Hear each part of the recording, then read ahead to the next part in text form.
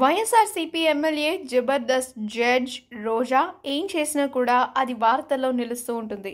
రాజకీయాలతో పాటు టీవీ షోస్ని కూడా బ్యాలెన్స్ చేస్తూ ఆమె ముందుకెళ్తున్నారు. కళాకారులతో కలిసి డప్పు కొట్టినా, కబడ్డీ బోర్డులో కూత పెట్టినా అది రోజాకే సాధ్యం. తాజాగా ఆమె నేతన్న అవతారమెత్తారు.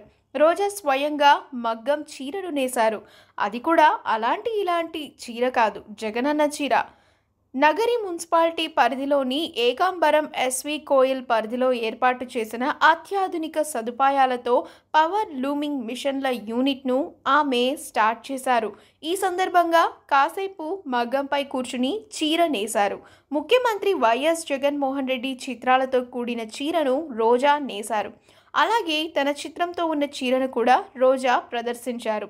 వస్త్ర ఉత్పత్తి రంగంలో నూతన అధ్యాయానికి నాంది పలుకుతూ అత్యాధునిక టెక్నాలజీతో కూడిన జేకార్డ్ మెషిన్స్తో పవర్ లూమ్స్ కలిపి నేత వేయడం వల్ల వస్త్రాల్లో నాణ్యత పెరుగుతుంది అని ఆమె అన్నారు.